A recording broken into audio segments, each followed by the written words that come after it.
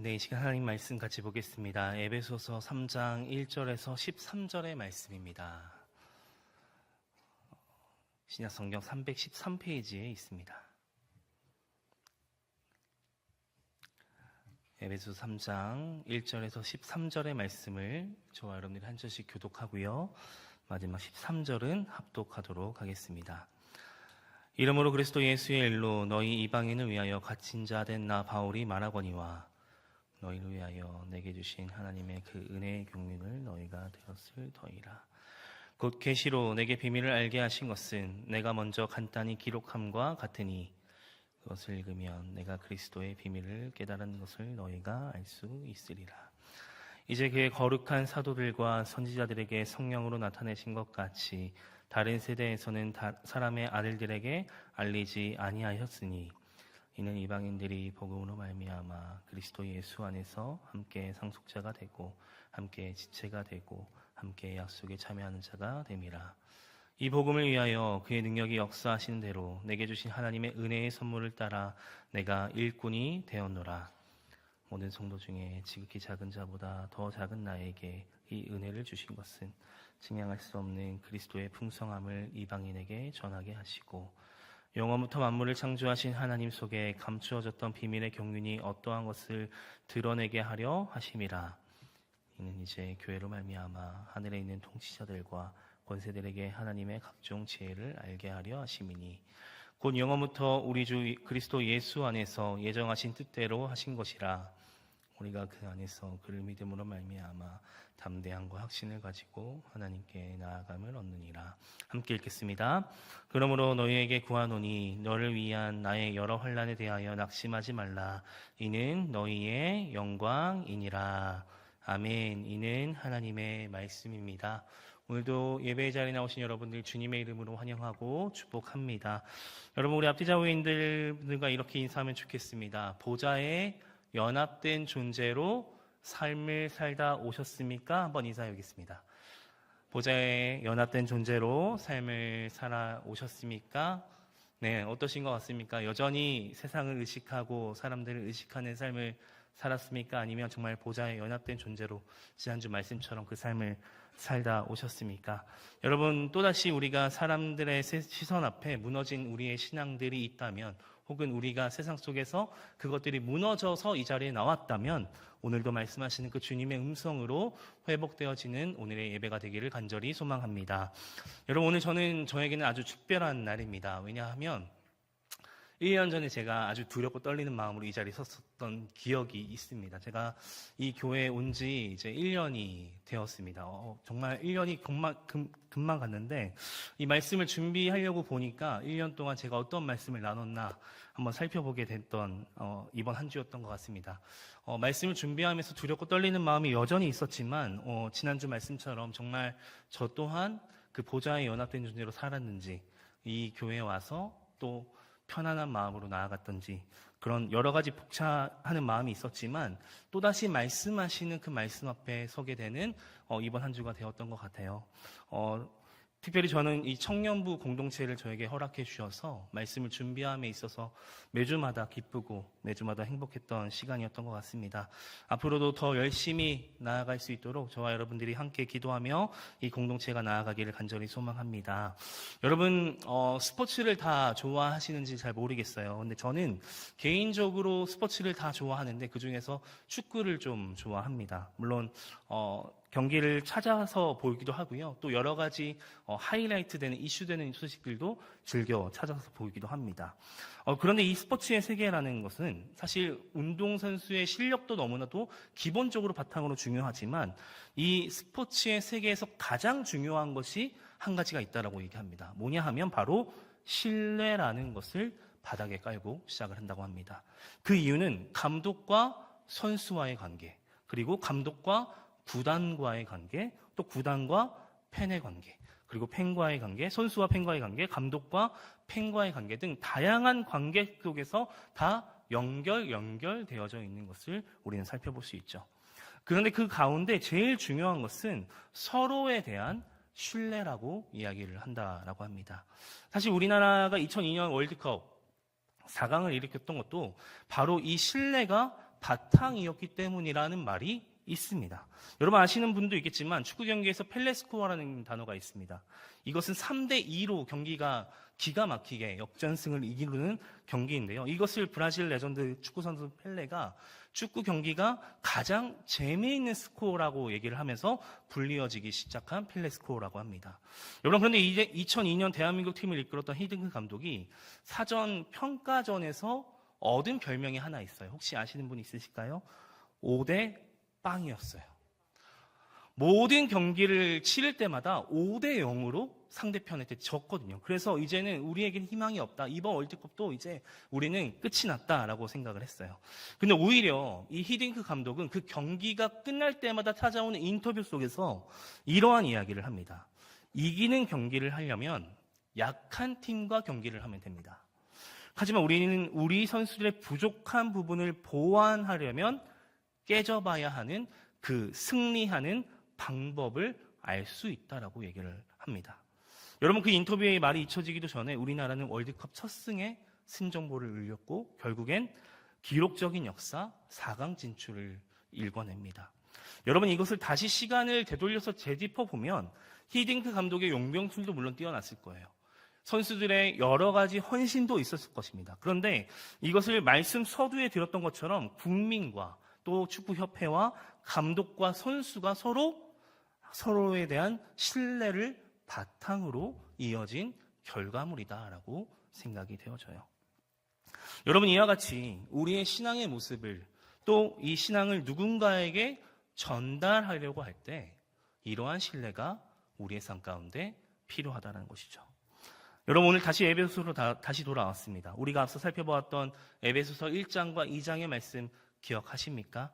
하나님을 믿는 자녀들이 받는 하늘의 축복이 무엇인지 또 그 자녀들이 그 복을 받은 자녀들이 어떠한 모습으로 살아가야 되는지에 대해서 우리가 올 초에 나눴습니다. 여러분 그런데 오늘 3장부터는 갑작스럽게 바울의 개인적인 이야기로 이 말씀을 시작을 합니다.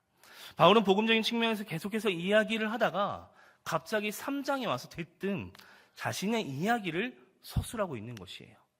왜 갑자기 바울은 자신의 이야기를 던지고 있는 것일까요? 바로 그 이유는 그 에베소 교인들을 위함이었다라고 이야기합니다.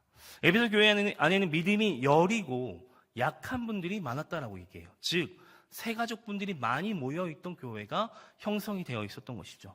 여러분 그런데 생각을 해보세요. 새가족분들이 교회에 왔어요. 근데 바울이 지금 어디에 있습니까? 옥에 갇혀져 있잖아요.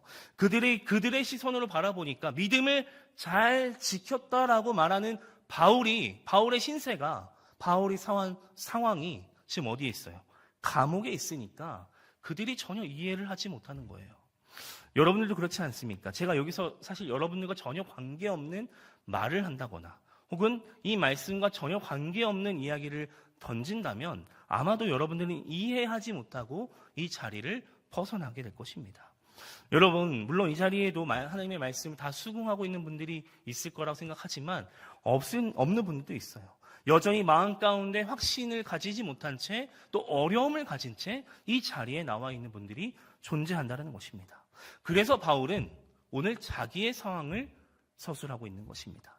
말로만 떠드는 사도 바울이 아니라 상세히 자신의 상황을 묘사함으로 인해서 그들에게 복음을 전하고 있는 것입니다.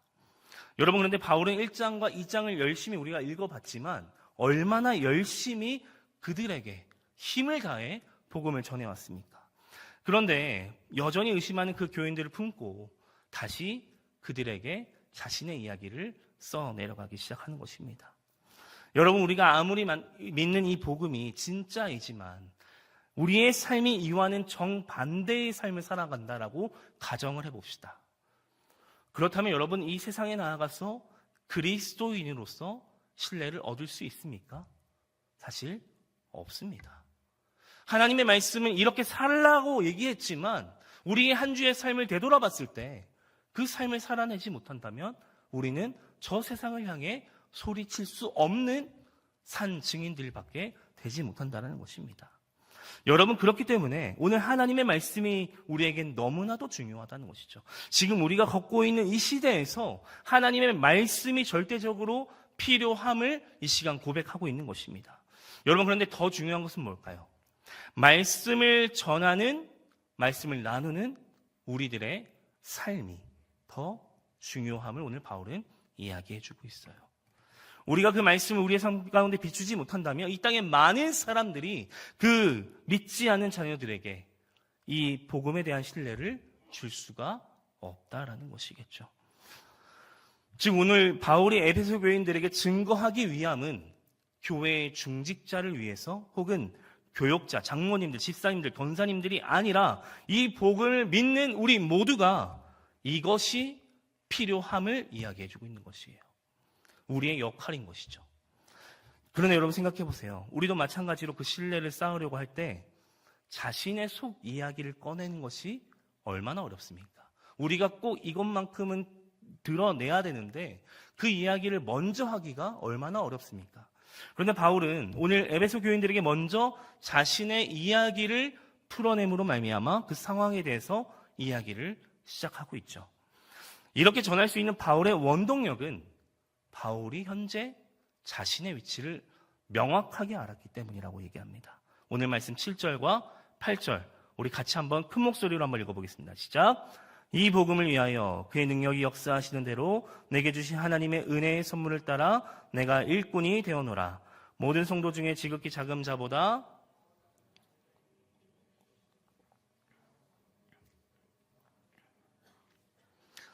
아멘. 여러분 7절에 나오는 일꾼이라는 단어는 NIV 성경에서 해석하면 종이라는 뜻이라고 해석됩니다. 그리고 8절에 나오는 모든 성도 중에 지극히 작은 자라는 것은 더 작은 나에게라는 문장을 원어로 살펴보면 작은 자라는 단어 중에서 최상급에 해당하는 것이죠. 더 아래로 내려갈 수 없는 그 작은 자를 의미한다는 것이에요. 즉, 이 세상에서 제일 작은 자라고 이야기하고 있는 것입니다.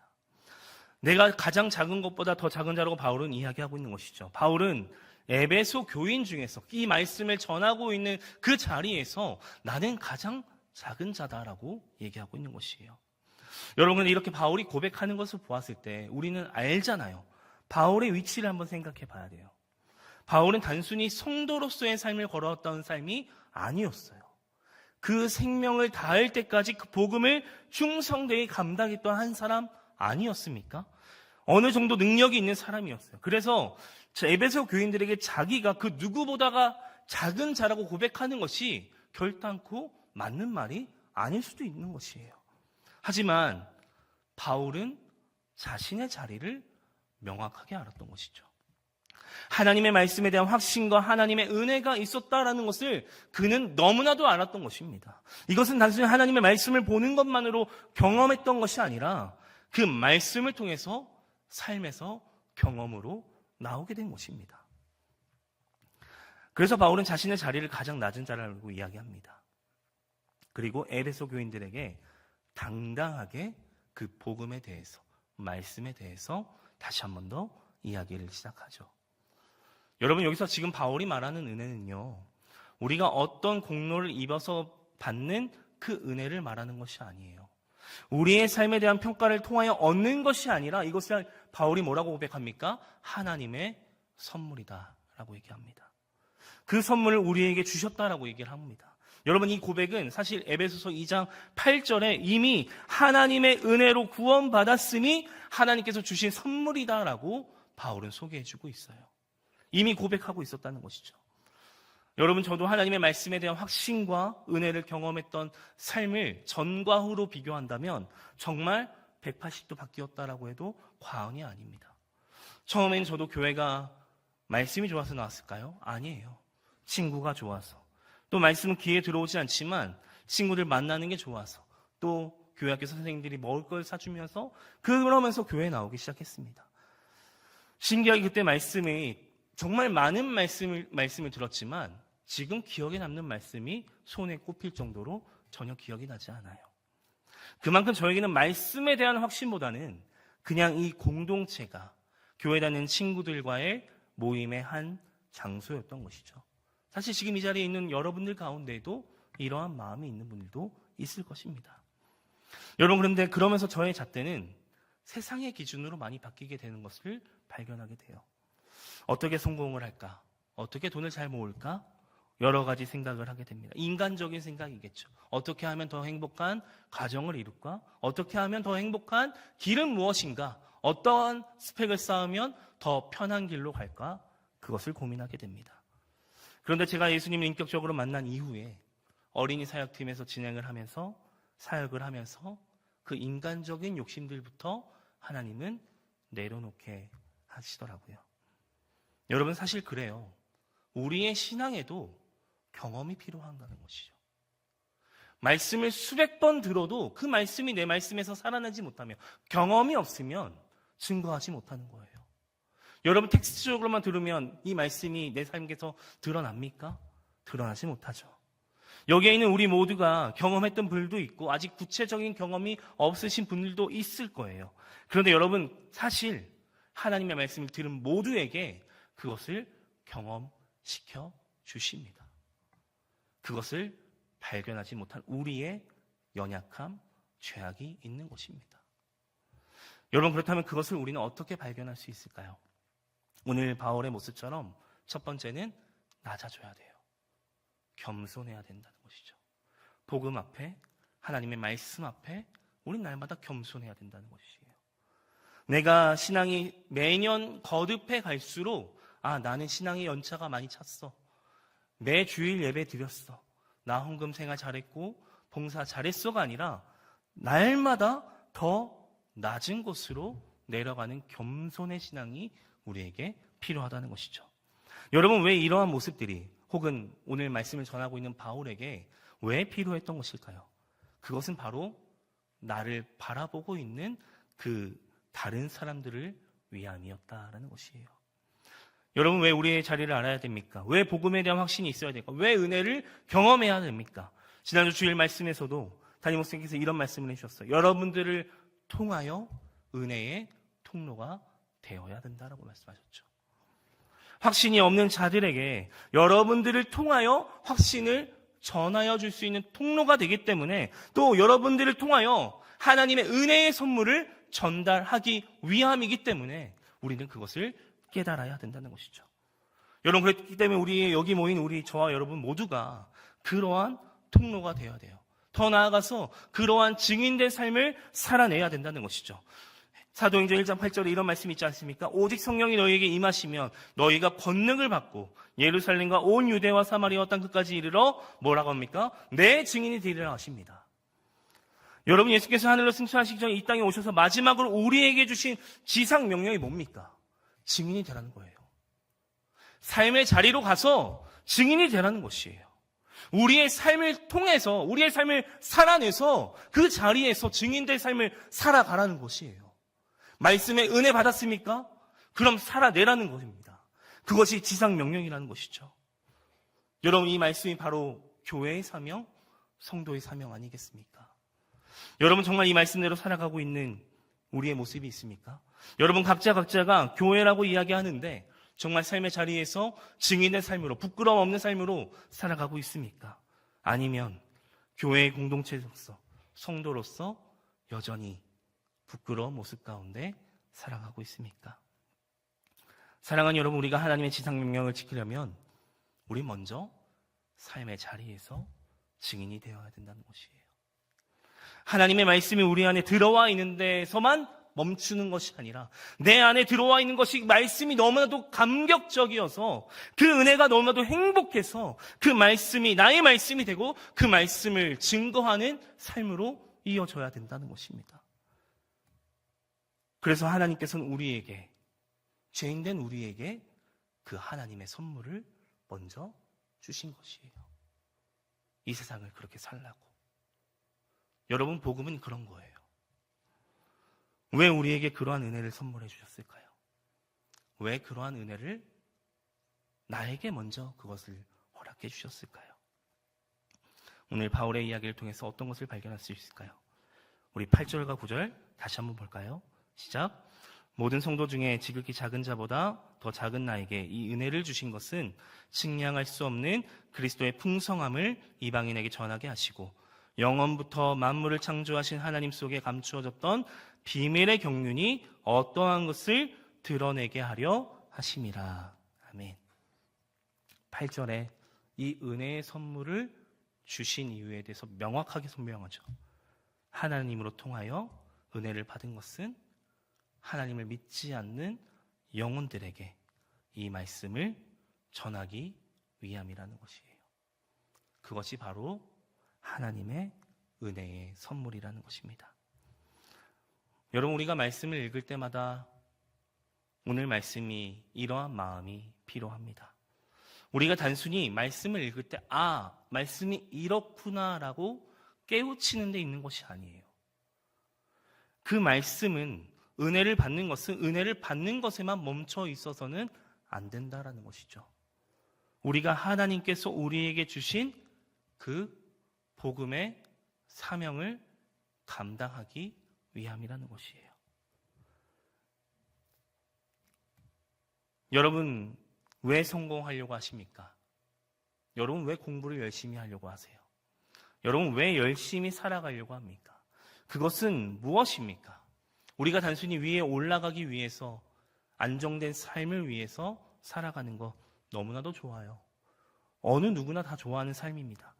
여러분, 그렇다면 우리가 그 자리에 올라갔을 때 우리가 하나님의 은혜의 선물을 받은 사람이다 생각해 보십시오. 그렇다면 우리의 사명은 어디에 있어야 될까요? 나에게 있어야 됩니까? 아니라는 것이죠. 하나님의 말씀을 향한 나의 삶이 있어야 된다는 것입니다. 성공과 명예를 포기하라는 것이 아니에요. 여러분의 꿈을 접으라는 것이 아닙니다. 바로 하늘의 소망을 가지고 걸어가라는 것이에요. 여러분, 마라톤 선수들을 생각해 보세요. 42.195를 뛰면서 얼마나 많은 생각들을 하게 되면서 뛸까요? 갑자기 몇몇 선수들이 뛰쳐나가면 나도 저 선수들이랑 같이 뛰어가야 될 텐데, 내 페이스가 망가짐에도 불구하고 뛰어갈 때가 있는 선수들이 있죠. 그러다 결국 뒤로 지쳐져서 레이스를 포기하는 사람들도 있어요. 여러분, 우리의 신앙의 모습도 이와 같다라고 합니다. 우리에겐 비전이 있죠. 꿈이 있죠. 그 꿈의 목적을 가지고 나아가야 되지만 결국엔 우리는 그 비전을 이룬과 동시에 해야 될 사명이 남아 있어요. 뭡니까? 하나님께서 주신 그 선물을 가지고 이 땅에서 마지막까지 우리의 삶을 살아내는 것. 우리가 그 말씀을 가지고 나아갔을 때 우리의 삶의 모습들이 변해가야 되는 것. 그리고 증인된 삶으로, 그것을 증거하는 삶으로 나아가야 된다는 것입니다. 여러분, 지금 우리가 살아가는 이 세상은 얼마나 예수님을 증거하기가 어려운 시대를 살아가고 있습니까? 사실 여러분 주위를 봐도 교회를 같이 가자라고 이야기하기가 정말 쉽지가 않은 삶이에요. 믿지 않은 부모님을 전도하는 것도 결단코 쉬운 일이 아니에요. 여러분, 그렇다면 다 어렵다로 결론을 내리는 여러분들의 모습이 있다면 우리 안에 필요한 것이 하나 있을 것입니다. 여러분들의 삶 가운데에서 그 하나님의 말씀대로 살아내는 것, 증거하는 삶일 것입니다. 어렵다가 아니라 내가 그 말씀을 먹고 그 말씀을 듣고 멈추는 것이 아니라 그 말씀대로 살아낼 때 그 말씀을 통해서 증거가 될 줄로 믿습니다. 사랑하는 여러분, 여러분들을 통해서 여러분들만 알고 있는 그 은혜의 선물을 전달하시는 귀한 복음의 사명을 감당하신 저와 여러분들의 인생이 되기를 바랍니다. 여러분들의 삶의 자리에서 그 신뢰가 쌓여가고 그 신뢰를 바탕으로 마음의 문을 열어 복음의 길로 인도하는 그 영혼들의 마음 가운데 그 복음을 전달하며 복음을 증거하며 복음대로 살아내는 우리 모두의 삶이 되시기를 주님의 이름으로 간절히 소망합니다. 여러분, 말씀을 맺겠습니다. 여러분, 제가 말씀 서두에 이야기를 드렸던 그 히딩크 감독의 한 말 중에 명언이 하나 있죠. 아시는 분도 있을 텐데, 나는 아직 배가 고픕니다. 이런 얘기입니다. 이 말을 제대로 해석하면 나는 아직도 승리에 목말라 있다라는 표현이라고 합니다. 이 명언 뒤에 숨겨져 있는 뜻은 바로 월드컵을 향한 히딩크 감독의 우승에 대한 마음이었다라고 합니다. 여러분, 생각을 해보세요. 한 번도 우승을 해보지 못했던 우리나라를 이끌면서 우승을 꿈꿨어요. 선수들의 실력을 봤는데 너무나도 형편이 없고 체력이 안 되고 몸싸움에 밀렸어요. 그런데 우승이라는 꿈을 꾸고 나아갑니다.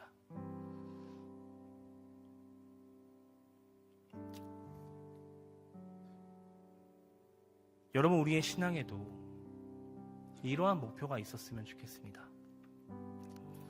우리가 열심히 살아가는 거 너무나도 잘 압니다. 제가 2주 동안 신방을 해보니까 정말 열심히 살아가시더라고요. 스펙도 쌓아야 되고 공부도 열심히 해야 되고 삶을 열심히 살아내세요.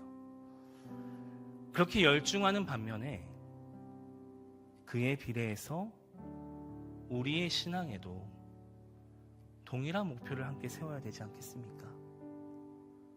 열심히 스펙을 쌓으려고 했던 나의 욕심 가운데에 그와 비례해서 나의 신앙의 목표도 있어야 되지 않겠습니까?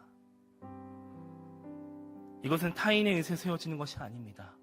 교회를 어려서부터 다녔을 때라서 세워지는 것이 아니에요.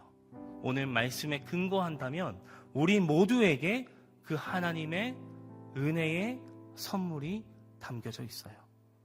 그래서 우리는 그 은혜의 선물을 받은 자로서 이 땅에서 우리의 삶이 닿는 날까지 그들에게 증거하며 신뢰를 쌓아가는 그 신앙의 훈련이 우리에게 필요합니다. 사랑하는 여러분, 우리 5월 10일 날 무슨 날이신지 아시죠? 새가족 초청 예배를 기획합니다. 2년 만에 하는 행사입니다. 감사하게도 제가 중보기도 팀과 새가족 팀에게 전달받은 바로는 정말 많은 분들을 작정하셨어요. 기도로 준비하셨어요. 여러분, 그렇다면 우리가 그들에게 이 은혜를 전할 때에, 이 선물을 전달할 때에 필요한 자세는 오늘 바울이 말씀합니다.